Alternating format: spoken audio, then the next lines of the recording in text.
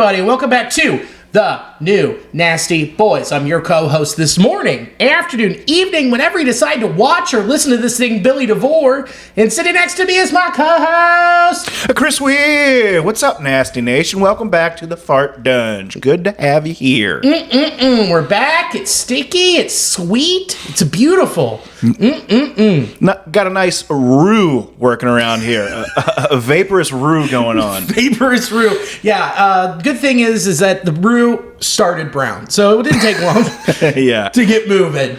God damn. Yeah, buddy. Hell yeah. Well, we're here after a real weird week. They went 3-3. For some reason, it just felt like they went 0-6, even though they did split the week. So you gotta give it to them there. Huh? The 0-6 does feel that way because of the height that we were at in the fall that we took, because it was quite the conundrum. Seeing how they played against the Yankees and then back to earth in Cincinnati. Yeah, what a fun week. But now, how was your weekend? How was your 4th of July? It seems like you kept all your fingies. Get all the digits. It was great, man. Got to hang out with family, burgers, brats. There was a nice window of opportunity where it was not raining, so got to go out there, light fireworks. Everyone's got the little sparklers and stuff. And it was fun. That's awesome. It was a good time. That's great. I went to my friend's fiesta. So my friend Karen is getting married to Enrique in September. Very happy for them. Nice. And I went and partied with his family. Dude, they had a taco truck. Ooh, so this is an authentic fiesta? Dude, yes. Nice. The dad, Enrique's brother, is opening up a restaurant in Bellevue in the next couple of weeks, and it's going to be this food.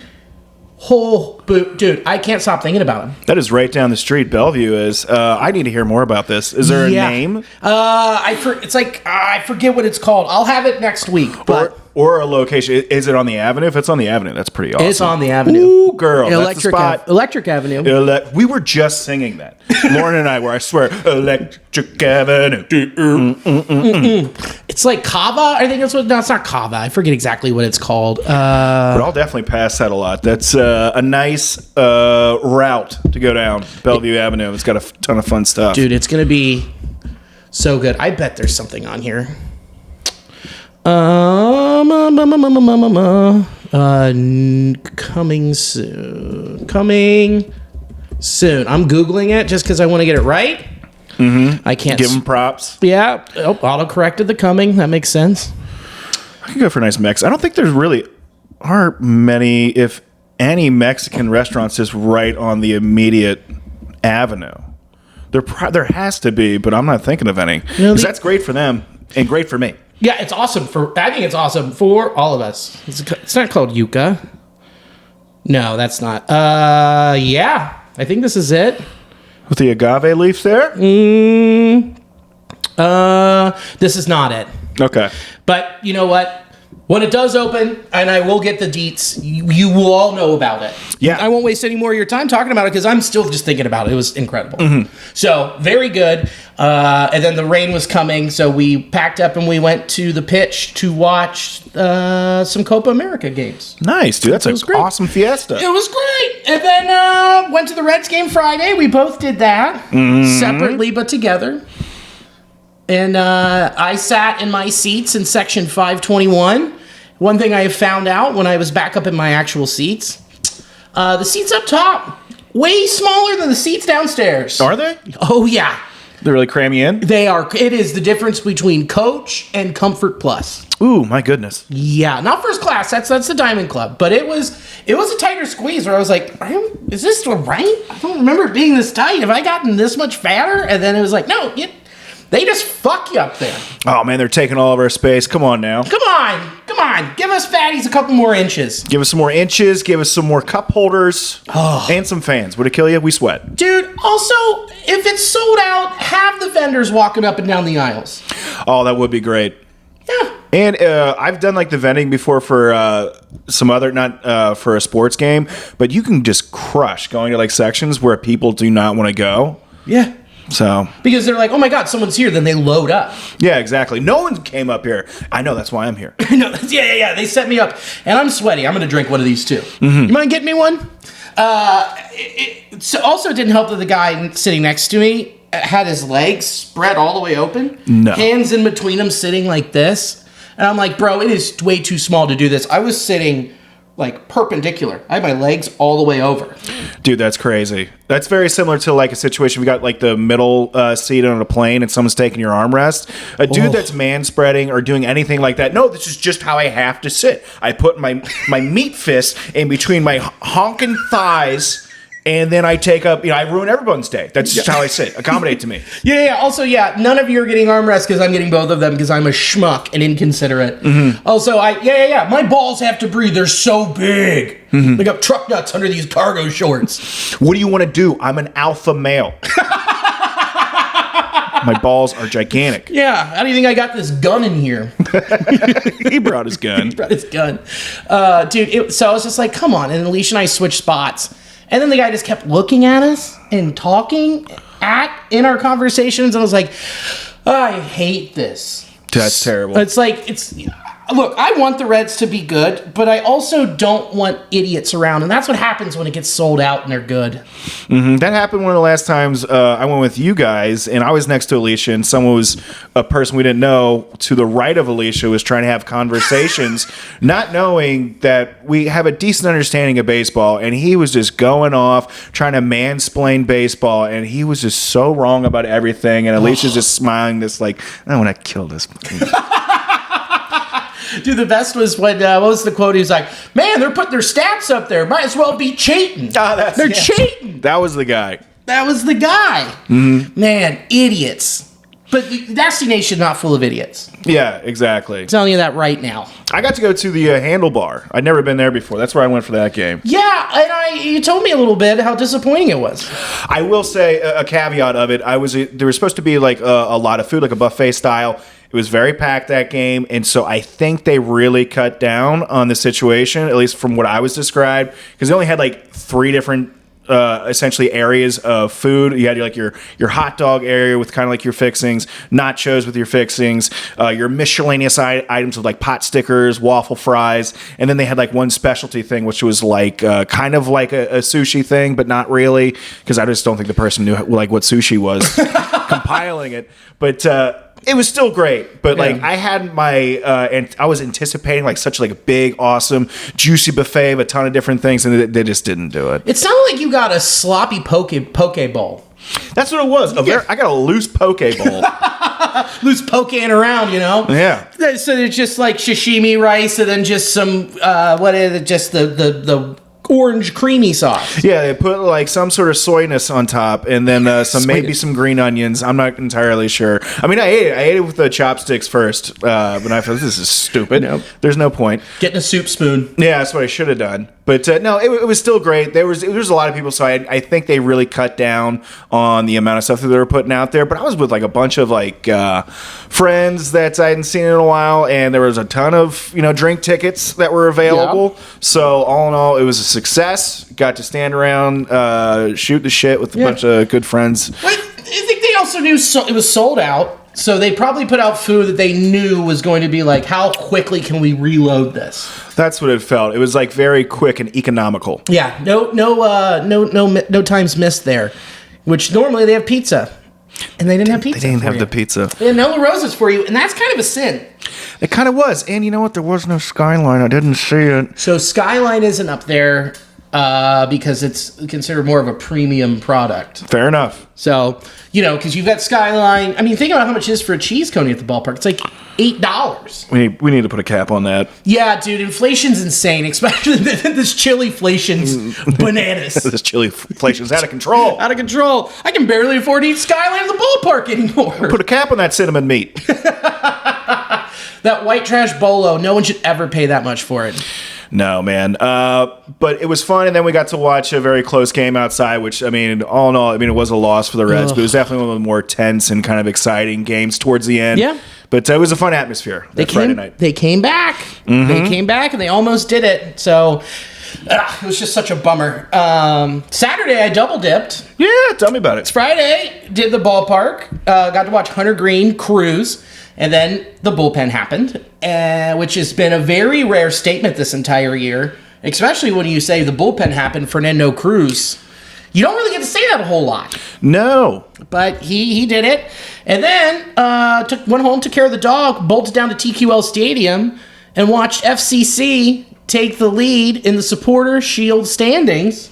Number 1 in MLS. They beat Miami 6-1. That's crazy. It was awesome. Yeah, I bet that was a great time because goals don't happen that often in soccer. And when you see 6 goals in one game, what do you do? Does everyone start fighting? Like, I don't know. We need to come down from this with a fight. Yeah, you turn into a Pittsburgh where you run out of fireworks. Oh, yeah? Yeah, I don't know if they ran out, but they kept going. I honestly didn't even notice just because I was so excited. And then this whole, sold out. The place is going bananas. After the 6th goal, the Bailey started chanting, "We have Lucho, you need Messi." Okay. And then just bring us Messi. And Lucho turned around to the Bailey and went, "No, shut up. Don't give him any bullpen material. Don't give him anything to put on the wall." Yeah. And you guys really nailed it on that one. Super smart. But it was just electric, man. And man, the fact that they took they're back at the top of the table is huge. And Columbus in a couple weeks, and back down to Miami, and you just see them keep on cruising. So pretty rad. That's awesome. Good for them. That's nice that they're winning. Yeah. Yeah, they're winning. It's almost like they lost players, they got injured, and then they have what is called the transfer window, and they're very active in it trying to find replacements for the 2 people that got hurt. I wonder if there's going to be some sort of transitive property to apply to the Reds with that. You know what? Funny you bring that up. Really? Yeah, last night, baby. Late night crawl, back at work. Austin Slater is now a Cincinnati Red. Who is Austin Slater? Great question. He has been in the league for 8 years. He is a career 254, 344, 391 hitter. So what does that mean? He doesn't have a whole lot of power, but he gets on base, and he's an above average defensive center fielder. So basically, he fits the metrics that the Reds target.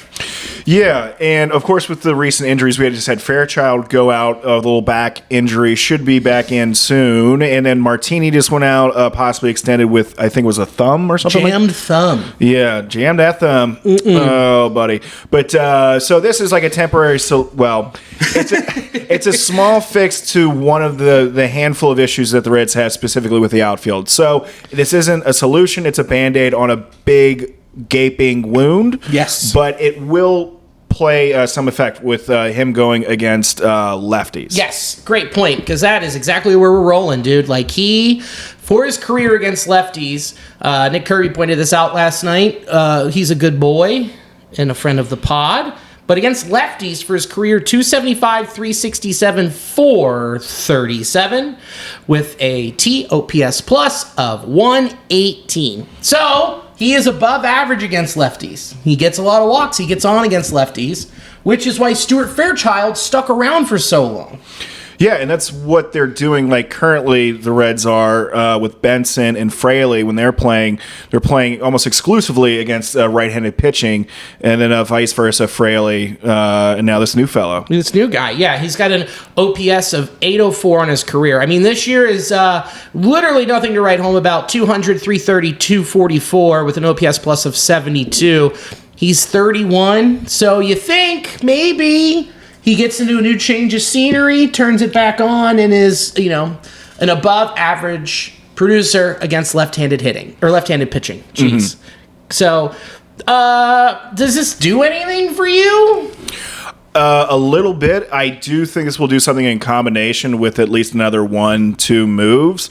I think they still need to get that legitimate big outfield bat, but I do think this applies a temporary solution to what just recently happened with the Reds as far as outfield injuries. Yeah. So it does a teeny bit, but I would like to see this be the start of a few more transactions to happen. Me too, because I think what you're seeing has just been this carousel of, hey, can Blake Dunn figure it out?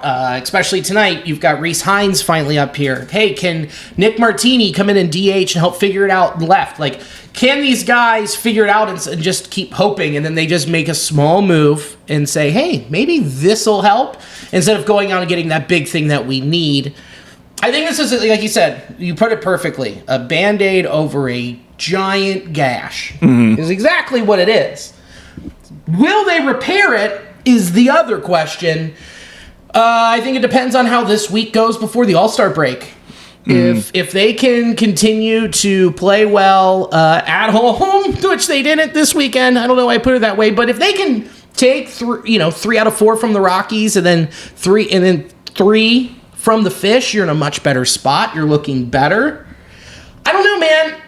You go into the All-Star break feeling good, but will it be enough for them to pull the trigger? I hope so. I really hope so. I just don't see why they wouldn't solve this situation, or at least start to solve it now, because it's still going to be an issue next year, even with everyone healthy. So, yeah, hopefully this is more of things to come. Yeah, do you want to trade for Power, or do you want to buy it in the offseason? I think that's literally all that they have to do to make this a better team for 2025 and the rest of this season. Yeah, they have to do something here. So regardless of what they do, the solution isn't do nothing. Yeah, the solution isn't sell your 1-year bullpen pieces. Those aren't your options. Mm-hmm. The reason they could move Alex Young is because they have depth within a little bit of AAA, a couple other guys, Zach Maxwell, and the Cuban kid, Yozolander. God, his name is so hard. I put it in here. Okay. Yosever Zulueta, who's already been up here before and struck out some folks and looked really good once he got settled in. So you have that depth, and you felt comfortable with trading Alex Wood. So it wasn't like you were making a huge, massive swap. Mm-mm. Whereas what Brent Rooker and who we want is going to cost that. Yeah, so hopefully this will be something that is, again, just going to be one part of a multi-layered transaction that they will hopefully have going on here, before the trade deadline. Dude, I sure hope so. And Stuart Fairchild's on the injured list with it's his back. He's got a stiff back, is what they say. And then the Reds put officially in the injury report a spinal disc injury. And David Bell said today that it was just a sore back. So to be more specific, we still don't know how bad it's going to be, but they say it's only going to be 10 days. Do you buy it after what we've been through? I can see the fact that maybe this is coming off of him running into the wall, what he did. If he's overextended, leaves his back in a vulnerable spot, I can see that having a situation. And if it's that, it doesn't look like it's going to be too terrible. However, no, I don't really have much confidence. I'm skeptical to believe information regarding health of a player coming from the Reds organization. Not one bit. I have a sore back right now, and I'm not on the 10-day. I'll tell you that. Yeah. Nope. Since we're both athletes, and I'm pushing through. All right. Yeah, I'm playing through it. I'm making it happen. Yeah, I got a couple sore skin tags, but I'm making it through it. Yeah, I've got a left kidney contusion. It's called a 5-day weekend. Yeah, I throw up every once in a while. Just overhydrate. Just a little bit of blood. Overhydrate with Miller Lite. Miller Lite.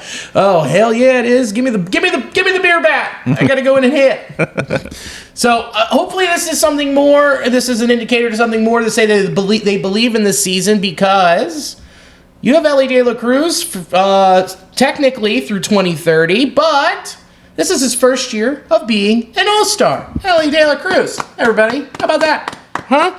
Elly De La Cruz selected to be the shortstop reserve since Mookie went out, and he's toast with that wrist. Trey Turner's your starter. So then you go right into Elly, who stole 2 bases tonight already. Yep, he did. Tried to get a run in, going home. Did not happen, which has been the story of the Reds for the past, I'd say, 3 weeks at this point. Yeah. Plays at the plate, not going their way. Not at all. Dude, that's what's so infuriating about this team right now. Let's stick with Elly. Yeah. First of all, Elly, one of the funnest things he said all season at the press conference, I'm learning Japanese so I can talk to Shohei. That's so cool. What a cool guy. What a guy to be the face of this team and one of the young faces of the league. going up there and just being a cool guy and being like, yeah, I got to get to know the other big superstar in this league. Yeah, I'm just going to cram Japanese for a week so I can have a full-on conversation with an elite athlete. Yeah, when Elly goes back to the bench, he's not pulling out the iPad to look at his last AP. He's playing Japanese Duolingo. Yeah, it's the something stone. Rosetta Stone? Yeah, he's looking at the Rosetta Stone over there.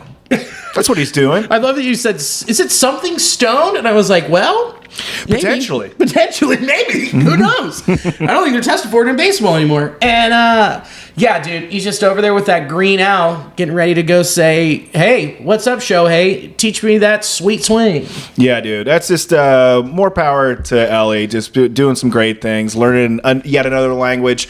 How can you hate this kid? No, he's the best. We're just so happy to have him. Happy to have him, and 45 steals now has set the Reds' record for the most steals before the All-Star break. He could really separate himself this week. He absolutely could. And just thinking, too, I know I'm getting off into the future here, just thinking about when his on-base percentage increases, when his batting average increases, the amount of more times he's just going to be stealing bags. I think it's going to increase every year that he's with the Reds. God, yeah. He could easily get 100. I have no doubt in my mind when he becomes a little bit more patient and doesn't strike out as much. I mean, you're going to get that. He's going to be swinging for the fences. He's going to have a 25 to 27% strikeout rate. But, get up into the 17, 18% on that walk rate. Ooh, buddy. Yeah, turn those walks into essentially doubles. No kidding. So, do you think any other Red got snubbed for the All-Star team? Not really. There's some players that could have had a good argument had they played a bit differently. Jonathan India being one of them. If he would have started his, campaign of going on that tear a bit sooner, I think that would have been a good argument for him. But little too late to get to the All-Star. I think we'll talk about him here in a bit. But Fernando Cruz, for a little bit, was doing well. He was playing like an all-star, but then did have some down times for some extended periods of time. But other than that, I would say I think they got it right here with Elly. Yeah, I do too, man. And here's the thing. The All-Star Game's a popularity contest. It's not about us and who has truly been the best this year. No, it's about kids voting to see who they want to be an all-star, play in this game. Sure, there's people who get snubbed. But, you're going to put Freddie Freeman in there, who plays for the Dodgers, has a bigger pool, than you would someone like Christian Walker, who has been going off and should be an all-star, and at the end of the year, possibly could win the Silver Slugger at first base. But, in the meantime, I'm just tired of hearing the snub conversation. It's you sound kind of childish. Yeah, this is purely for entertainment. I mean, it's a nice thing, of course, the players like it, but they know those aren't the real rewards. They don't exactly translate to how well you've done in comparison to your peers. Yeah, absolutely. I mean, Mookie won by 700,000 more votes over Elly De La Cruz from first to third, and Mookie's been hurt. Yeah, what are you going to do? It's just you're going up against numbers at that point. Yeah, it's just you're going up against, it's just the Electoral College, you're just going up against a bigger market. Yeah. There's just more people in this state, so you lose. Yeah, just popular vote. And, actually, that would be kind of funny if there was an electoral college and each state got a certain amount of votes per player. You know what? This is actually a time when the electoral college would work. Yeah. It makes way more sense to apply the electoral college for things like baseball all-star voting than it does for, say, a presidential race. If only. I know. Yeah, but it's weird how the popular vote doesn't really, pull it. Make a huge difference. But like we said at the top, weird week for the boys. Went out and was hot in New York City, went to the Bronx, and took all three of those games. Hot boys. Hot boys. And then on the flight from JFK to here, they cooled down. I don't know what jet stream they picked up, but it took all the wind out of their sails, and over against the big Jungle Cats Nothing against the Tigers. Yeah, that was quite the downfall there. I don't know what happened, but they got zapped of all their energy. I mean, they weren't just necessarily, stringing together singles and stuff in New York. They were hitting dongs. They were dinging them. Yeah, they had, 7 home runs in that series? Yeah, they had more home runs than they did singles, so they came in swinging hot bats, slugging a lot, and they came into their hometown and just went silent. Yeah, and guess what? Great American Ballpark, a better place to hit dingers. Yeah, so that was very perplexing. And I know there have been some recent call-ups that where the back half of the lineup might not be desirable, but they were still playing with a very similar lineup in New York. So you're just left just kind of scratching your head and thinking, again, we were on the precipice of a very easy take 2 from this team that's sub 500 after rolling over the Yankees, and they just couldn't do it. No. And I guess that they did see 2 pitchers that I was high on this year, and the league is very high on Tarek Skubal, who was awesome on Sunday. And we were joking about this before. I'm a big Reese Olson guy. So, I like Reese Olson, and he showed why I like Reese Olson. And that's why how they played this weekend was my reason for picking them to win the AL Central this year. They showed what they could have been this year, and they still are without Kerry Carpenter. They are still without Spencer Torkelson, who's in AAA trying to figure it out. So, look, they showed why I picked them, and it just sucks, and it came at a bad time. But the bats fell asleep again. It's just, we just need some kind of consistency, and we just aren't getting it. Yeah, and that'll go back to kind of the point we were making before about the amount of outs the Reds are getting at home plate, because it seems like, of course, they are a team that's going to try to make you make the play, but they are pressing in situations where it's more dangerous. The risk to reward does not level out in some of these situations, and especially on some of these contact plays that they're doing at home. I mean, how many times have we seen reviews go on and had to talk about the rule of a catcher being allowed to have his foot in front of the plate because it was a ground ball within the infield? Yep. And we generally are out 9 times out of, probably, that's a realistic stat, 9 times out of 10, a play like that has happened where the Reds have been called out. Yeah, it's no longer worth the risk to get that biscuit, because I'm with you 100%.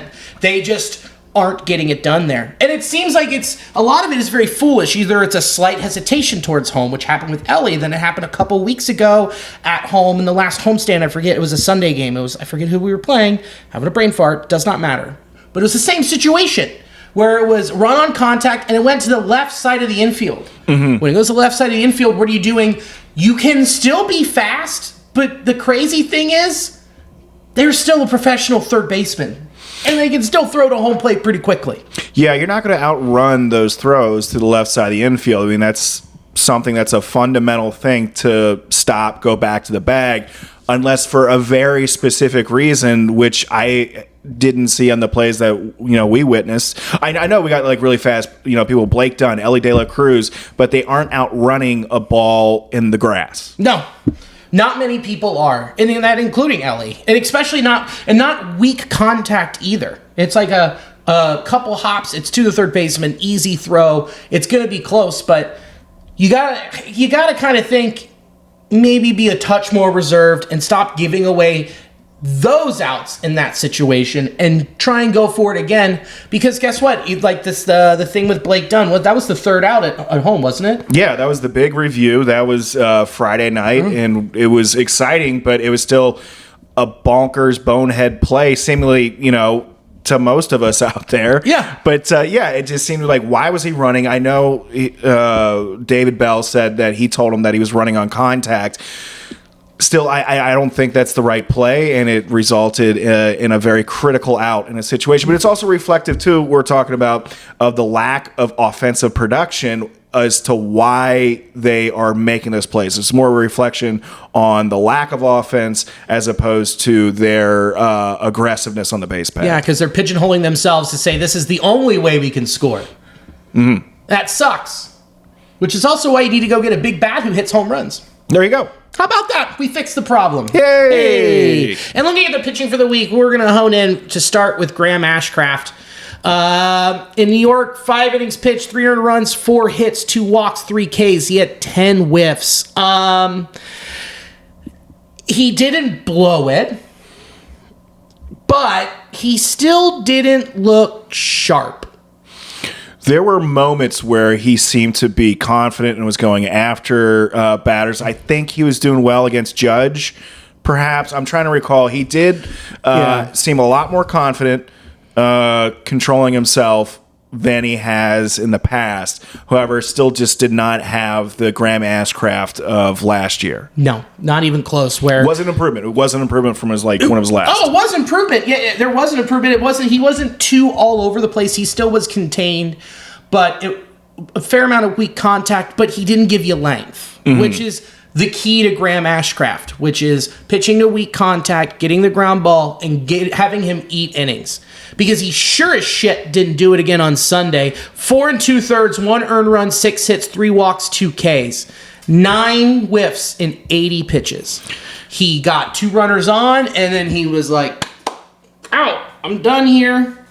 And he just didn't look as sharp again. You look at his mix, you look at his location, all over the place.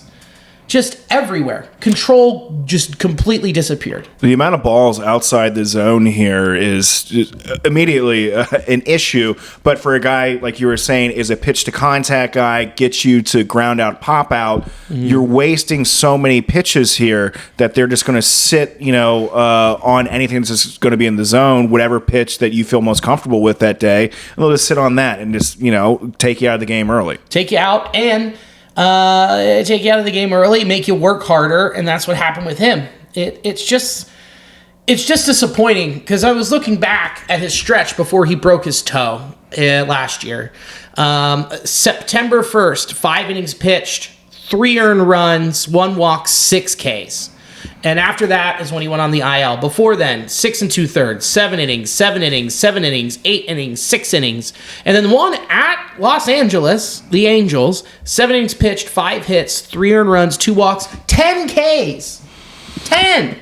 So it's not that he can't do it. He's just not being able to find out how he was doing it previously. He just doesn't have the control. You can see that with the pitches just flying out of his hand. He's just not confident of where it's going most of the time. And it's taking him longer than most to just figure it out. Like when you see Abbott, if he's struggling with something, he can course correct within an at-bat, Yeah. When with Ashcraft, it just seems like it might go off the rails. Yeah, where Abbott's like, man, my sweeper isn't working. I'll stick with my slider. Man, okay, I am struggling a little bit upstairs. Maybe I do need to work more lower in the zone and then go back up. Yes. He'll make that correction, and Ashcraft, it's like, I think he goes up there, he goes, I have no idea where this thing's going. Yeah, he threw 4 changeups. Not a one of them were even close to a strike. No. 2 sinkers that were, they might have clipped the bottom of the zone, but they're just honing in on kind of the more of the hard stuff. And when it's not breaking correctly or having the appropriate movement, you get these results. Yep. And you know what? That's why they sent him back down. They looked at him, and then they looked at Carson, I say Spires, you say Spears, and they looked and they went, the upside is with Carson. Because he's pitched better consistently. Yeah, he has. He's been showing a lot more control of his stuff, staying within the zone. Didn't have a great outing the last time, but, Graham needs to figure out what's going on there. Yeah, it was like his first big hot night at Great American Ballpark. Carson had 4 2/3, 4 earned runs, 8 hits, 2 walks, 3 Ks, only 4 whiffs. Two of those homers were to one person, Colt Keith, great baseball name, and one to Meadows, where they just locked in and they were solo shots. Yeah, if you're going to get a home run hit off you, a solo shot is obviously the best. And I don't want to harp on saying that Detroit is they played good baseball when they were here. And those 2 pitches, the last one, my God, was lights out. So they did face a more of a difficult team than what their record would reflect. But yeah, Carson didn't quite exactly have it. But in comparison to Graham Ashcraft, what do we do here? More of a low point for him. But if you look at the overall body of work, I'm taking Carson in the long run this season. I would too. I feel more confident at this point, not only with his stuff, but his control. Yep. And here's the thing, man. If Carson does end up falling off, then and Ashcraft improves, great problem to have. Then you bring Ashcraft back up, you send Carson back down, he makes a couple little tweaks. He's missing his spots, has to make an adjustment. Then there you go. Yeah, and you don't want to have Ashcraft, getting the bins or whatever, going up and down and up and down. Let him stay down this time, figure it out, and then when he's ready, come back up. Come back up. Yeah, whenever you're ready. And considering that Lodolo is going to be back soon, It gives you a little bit more flexibility. We still haven't heard anything on Brandon Williamson and when he's coming back, if he's going to have that shoulder surgery. I think it's sometime this week he's getting looked at. But that's another guy right there at the back of your pocket where you look and you go, man, they do have 6 or 7 starters they can go to that you aren't feeling too bad about. You don't feel like you're stretching thin. Correct. So that'll be interesting to see. And Abbott, you talked about him. 6 1/3. Well, we already covered that, didn't we? No, we didn't. Well, just briefly. No. Yeah, we only but he went 6 1/3, 1 earned run, 3 hits, 4 walks, 2 Ks. A lot less walks than last outing. But that's the length you want to see. And 1 earned run. Pretty cool. Yeah, get us into the 7th. Great pitch mix. He's going up and down in the zone, left, right. He's moving the ball around. Another great performance by Andrew Abbott. Yeah, 51 fastballs, and then you follow up with 19 sweepers, 16 changeups, 12 curveballs. Yeah, 19 sweepers, 16 changeup, 12 curveballs. So you're attacking the top of the zone, and he's confident in all 3 of those different out pitches.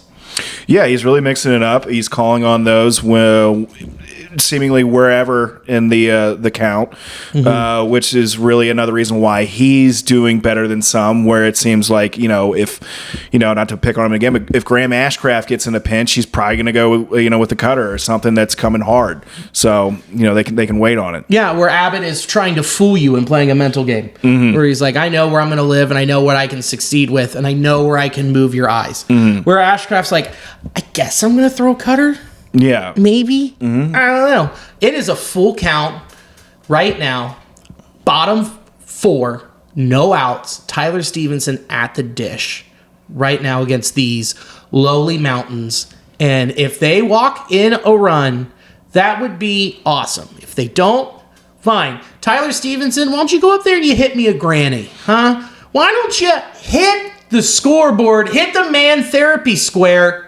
He just missed it. But foul, he gets to live another day. Yep. Use that new dad energy. Yeah, congratulations on being a daddy. He still hasn't hit that dinger, the new daughter dinger. No, he hasn't. He's been writing, I saw that, he's been writing, scribbling a name or something in the dirt this year, and he wasn't saying exactly what the name was, and then turns out it was the name of his daughter-to-be, Savannah. Oh, I didn't know that. Yeah, saw that. I think Jim Day was talking about it around the birth, so it was cool. So the answer to what his daughter's name was just hiding in plain sight the whole time. It was. Wow.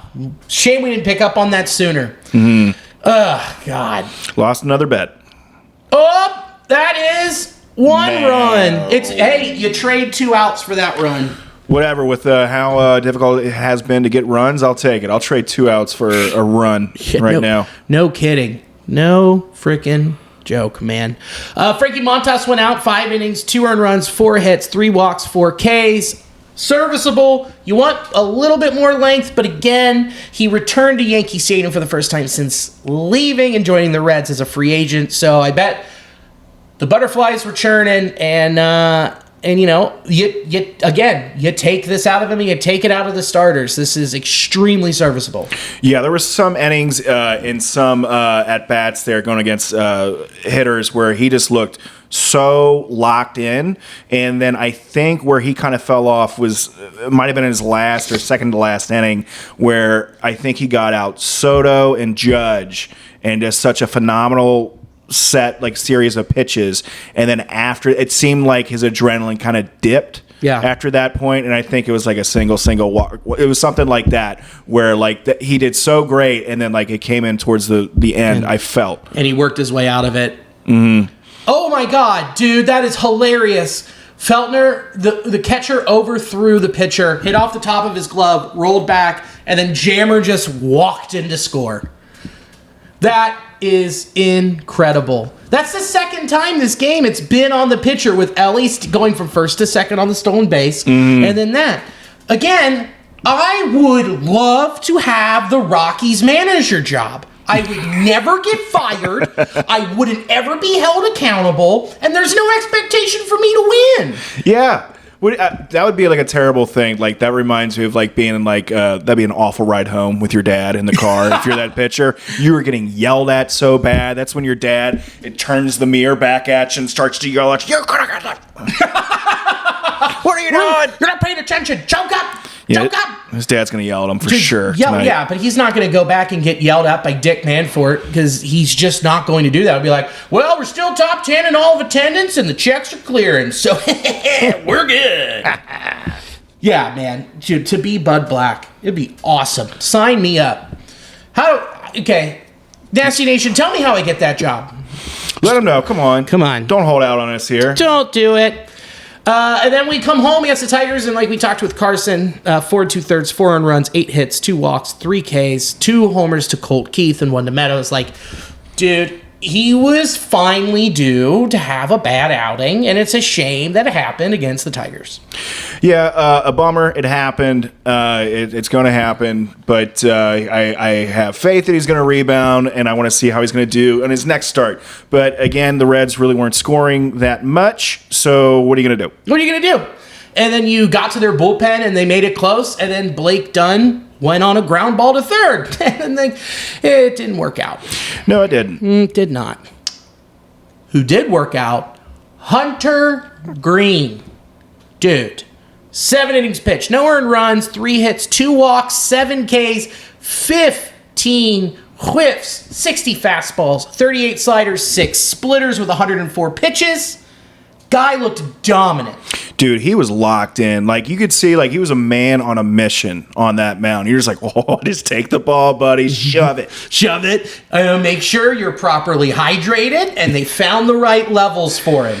Yeah, wasn't sure what the over-under on barf would be for that game. Yeah, that's a betonline.ag one for sure. FanDuel's like, we aren't slipping that low, okay? We're not going under that line or even making the line. So go offshore. But, dude, splitter usage was low, but he didn't need it because he just kept pounding the top and the bottom of the zone with the fastball. Got him to chase a little high, too, in fear of that high fastball and that low slider. Yeah, I like that. If you have something that's working, his four-seam fastball and slider was working really well that day, stick with it. You know, if it's dominating, keep going. Yeah, and then you have those other 2 pitches you've been working on, and you can lean on him if you need to, and he clearly didn't. It's just so good to see him keep going, and it just sucks. It sucks they wasted another start for him. Yeah, I don't know. It seems like we just keep repeating ourselves with this. It's frustrating. Eventually, you know, he is going to get his win, and they are going to start scoring runs for him. I don't know if it's like this self-manifesting thing at this point. But yeah, he is getting 0 run support, and it's a bummer. Well, yeah, the worst part is he had the run support. And then 7 innings, he's cruising. Mm-hmm. You pull him, you pull him, you pull him, you pull him. No in between. You pull him. He was over 100 pitches. What do? You pull him. You pull him. Dude. And then you had Fernando Cruz come in, who has had a little bit of a rough week, and then that rough week kept going. That was such a bummer because you felt like, okay, we're going to have this locked in, and it just didn't happen that way. You feel for him. You feel for everybody. It was unfortunate, but again, it's going to happen. Yeah. We can just hop right into that. His splitter wasn't splitting. Yeah, and normally that's one of the, was it .083 or something, like the amount, like the average against that pitch. So it's one of the most dominant pitches in all of MLB, but he just kind of lost it a little bit there, and unfortunately Detroit took advantage of it. Yeah, because it's a 92 to 93 mile an hour flat fastball at that point. And that happens. What was it? 57% of the time he throws that pitch, it's a strike or a swinging strike. Yeah, even with if the hitter knows it's coming, and the majority of the time they do know the splitter is coming, they just aren't going to hit it. Nope. But he just didn't have it this game. And you had the bullpen set up for you too. You had it set up, and you just go with the plan, and sometimes the plan doesn't work. And after all of the flowers we gave to the bullpen last week for the entire month of June, we knew they were due to have a little bit of a meltdown.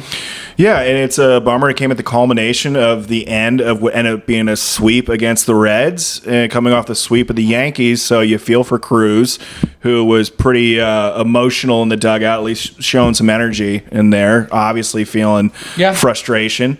But hopefully the Reds, can turn it around here against the Rockies, which they're up 2-0 so far. So hopefully they can just put that in the rear view mirror and just go as hard as what they can until the All-Star break. Yeah, and take these next 7 games that are against 2 very, very bad baseball teams. Yeah, good point. You got a great opportunity to make up for that series. Yeah, dude, think about this, dude. I saw this today. The next 13 games for the Tigers and Guardians are between the 2 of them. Oh, wow. So say the Tigers start going on a run, they could really chop down that lead that the Guards have in the AL Central. Maybe this is the time, this is the turnaround time for the Tigers to get hot and fulfill my prophecy of winning the AL Central. Yeah, and it won't look that bad, in hindsight, that the Reds lost to the ALCS. Yeah. Yeah, exactly. Yeah, we look really good. Yeah. We called it. So with the wait for the pen, Fernando Cruz, 2 innings pitched, 4 earned runs, 3 of them against the big Jungle Cats and 1 of them against the Yankees. And for the week, he had 1 strikeout, just not locked in. You kind of hope he comes and he turns around this week. You keep handing him the ball, knowing that he has been overall very good. Yeah, he's one of the most dominant relief pitchers in the game. People are going to go through this. I feel for him. I'm not worried about him. Neither. Nick Martinez, he had 5 1/3. He had a couple long extended relief outings. 5 1/3, 3 earned runs. If that was 1 start, you go, that's not bad. Just that it was spread out. Sam Mull didn't have a good week either. He gave up a homer, gave up 3 earned runs in 1 appearance. I apologize, in 4 appearances. He just didn't have a good week. And Alexis Diaz didn't have a good week. Oh, that's not true. He had 1 good outing where he saved it against the Yankees, had a strikeout, didn't give up a run, and then they sent him back out for the 8th to just hold it down, and he gave up 3 runs. How many times have we got to say, don't do that?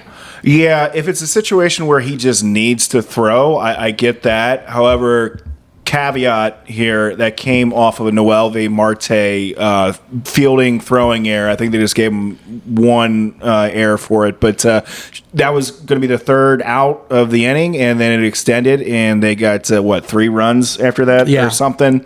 So, and we'll talk about Noelvi here probably in a little bit, but that was a bummer. It sucks. There's so many things we just don't have great, answers or solutions to. Over the course of 162, you're going to have some backbreakers in games and series that just really test your patience, and this was one of them. Yeah, and you kind of hope that when one phase of your club goes through it a little bit, like the Pen did, you kind of hope that somewhere along the lines you get picked up by your offense. They did in New York, scoring 8 runs in 1 game, and like we mentioned, with just the long ball happening, which this team is not known for doing, against the Tigers, they just didn't have it at all. No, there really wasn't much to root for. A lot of the excitement came either very late or I think just very late in the games. Yeah, their bullpen is bad. Yeah, there was very few hits, some awful mistimed errors. It was a comedy of errors, we should say. Hey. But, there were some good spots. I think, Spencer Steer was still hitting. Yeah. Other than that, I can't really think of much besides, Hunter Green. But, hopefully they can just move on from this, capitalize, and just playing some more sub-500 teams. Yeah, and this is the part of the schedule you get it. Spencer Steer last week had 3 homers, 273, 360, 773 with a weighted runs created plus of 202 is really good. And then there's nothing really much else to really write about. Jonathan India fell off the table. He did have a homer in New York. He scored 5 runs, but again, 217, 308, 391. He's looking better in the field. I'll throw that out there. He's been looking a bit more smooth. Dude, he's been snagging. Mm-hmm. There's a few turns where I'm like, man, he would not have made that play in 2021. Yeah, his instincts are just like taking that first step is just improved dramatically. Dude. Oh, there we go. Reese Hines with a sliding snag and the quick pop throw to keep the runner at second. Get it, you stud. What a guy. Yeah. Look at that. It's weird watching someone in right field throw like that. Huh. Mm. Weird. Really weird. Yeah. I'm just not going to kick the guy while he's down. Yeah, he had a weighted runs created plus of 96, which kept him just a touch under average. And Elly De La Cruz, 99. But Elly De La Cruz, 11.5% walk rate, 38.5% strikeout rate for the week, but 182, 308, 409. He had a homer on the week, too, and stole 3 bags. So, nice. There you go, man. But aside from that, it's just bad. Like, you see a lot of ones here, especially with Elly. You saw Elly with 182. Will Benson, 167, 417. He had a homer. Tyler Stevenson, 125, 222, 188. No homers. Did score a run. Stuart Fairchild, who hurt his back, 0-7. Dude, 77. His average 77, 200, 308. But the big one of them all, Noelvi Marte last week, 130, 167, 261, and since returning has 5 errors. Yeah, you can actually see him in real time when he's fielding, thinking about throwing a baseball. You see, like, we were texting about this, like, it looks like he's thinking. Yeah. You know, when he takes that extra step and it does, like, another, clutch, pumps another time, and that is just a recipe to overthrow, underthrow. You're doing something that's taking you out of your rhythm, and you start to think about something that you never normally think about, which is throwing the baseball. And he's not doing that. Just catch it and get rid of it. It's super easy for me to say that. on your iron throne over here. Catch it and get rid of it. But he is showing that he's just letting the moment kind of get too big for him. And in a perfect scenario, if the Reds were all healthy this year, Noelvi might possibly still be down in AAA, having just got back from his suspension and still working on getting that swing back and getting up to, professional speed. But right now he's up because there's no other real solution. Yeah. Santiago Espinal every day at third. We all saw how that went. I like the guy a lot, and he's a perfect bench piece. But yeah, you kind of just be like, dude, you got to get up to speed now, because you would have had Jammer Candelario at third. You would have had CES at first. You would have had McLean at second. You would have had all. And look, these aren't excuses. It's just the matter of the fact that he has to play until the Reds do something about it, or they get back some health. And at this point, who knows? I mean, we still have probably, I want to say, we have 2 more weeks until Matt McLean is cleared to swing a baseball bat. First week after the All-Star break, he should be cleared. We'll be hearing that he should be cleared to swing the bat. If not, then he is done for the season. Yeah, and I'm still not, even if he is cleared to swing a bat, I'm not holding out hope that he's going to all of a sudden get on the team in August and then we just go on a 20-win tear. Right. He's still going to have to get back up to speed. I mean, it's not like it's a labrum. That's your back area. Yeah. It takes a lot of territory back there, so it's going to be something that I'm not factoring him into this season. He's icing on the cake if we do get to that point. But yeah. Sorry. You're good. I was getting that pepper out of my mouth. Oh, you finally got it? Yeah, there was another one. Sorry. Before this, there was some pepper in my tooth I just couldn't get. No, you just started dipping during the pod. We're really getting into ball players and being the athletes that we truly are. Oh, my God. A few more of these, series here, and I might have to get back into that. No kidding. I might have to be with you. I'll need something that'll put me to sleep. Oh, that'd be great. Little nighttime dips. Yeah. Oh boy. Zen PMs. Did you ever do this? Did you ever put we did this. I was probably just an idiot. Put whiskey into dip cans and put it in like the freezer. Whoa! And then you put it in there and you throw it, a dip in, and it's awful. It's terrible. Oh, no way. It's terrible. I would have never guessed. Oh, my God. I remember did it. We were on a traveling tournament in Florida, and I took a can of dip, put some whatever whiskey my mom had, put it in the freezer, and I took it out later, put a dip in, and I about gagged so hard. I mean, whiskey with tobacco. That was so dumb. Those do go hand in hand. Mm-hmm. Literally, cigar, whiskey. Nailed it. But, dude, I can't even imagine just having that pouch soak up.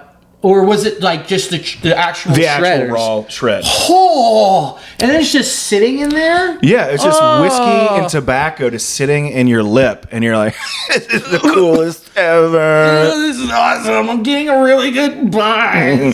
I'm so cool. Because you're just getting it. It's hitting the back of your throat. And your throat, when it gets whiskey there, wants to get it out of there. Yeah, dude, I threw it out pretty quickly. It was not a great idea. Oof. So that was a wasted can. And a waste of whiskey. Mm-hmm. Man, duly noted. I would never. Avoid it. Well, I mean, I dipped twice and then puked twice. So, pouches and just the raw dogging. So, yeah, no, I've never done that. And I never will. You don't have to. But now I kind of want to try. I've done the field research. You can go and give it a shot. But I remember it being like, why did I think this would be good? I think I heard it from like an older person that was probably just like a senior screwing with me.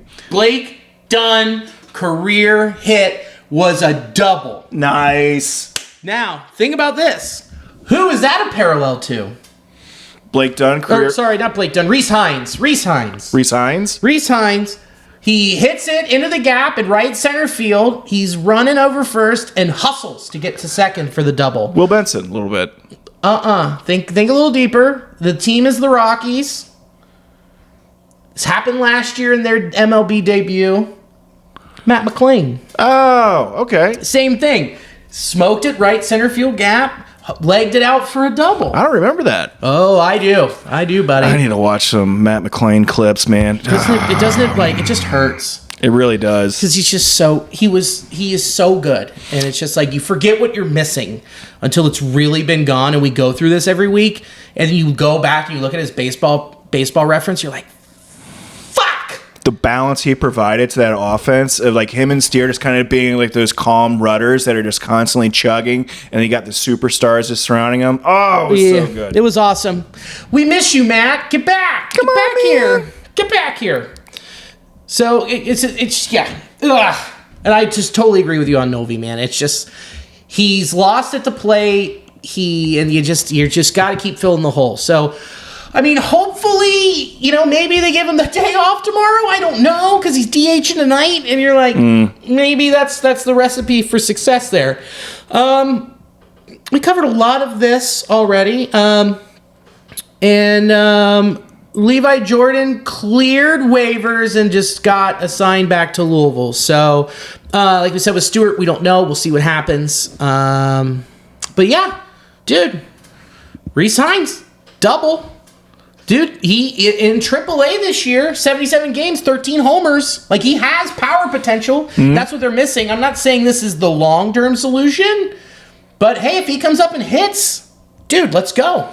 Yeah, the little small chapters and his side notes within the year. Reese Hines getting up here, getting some action. That's cool. Great for him, and he's going to be a great part of hopefully this team in the future. Yeah, let's hope. I mean, think about it, man. Like, the guys who came up last year, this is a very different comparison. I know that going into this when I started the sentence, where it was a lot of top shelf talent, where this Reese is, he's still a top 15 prospect for the Reds, but hey, who knows? Mm-hmm. Anything can happen. It's baseball, baby. Yeah. So no news on Friel. I'm assuming he's getting tested sometime this week to see if he can come back after the All-Star break.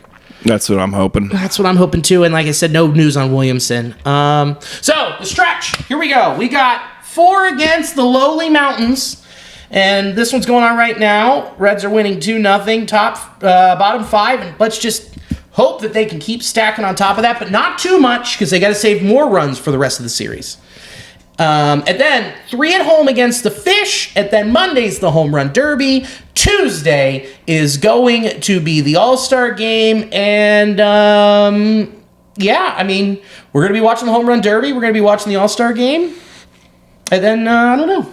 Oh, yeah, I got the hat. It's pretty sweet. I like it. Go get one, dude. They're sick, right? Yeah.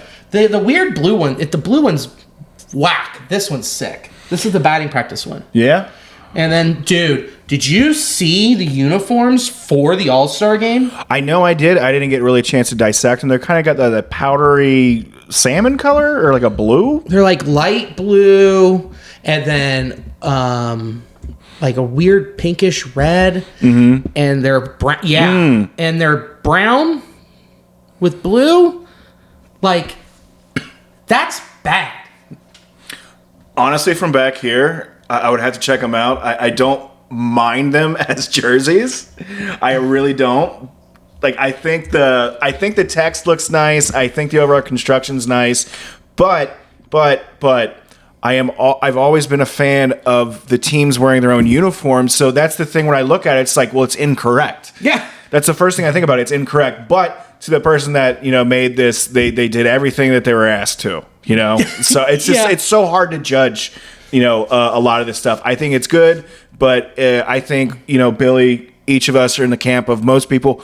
Where are your uniforms? That was one of the coolest things. Yeah. Someone described it to me as it looks like a bunch of different G.I. Joes out there.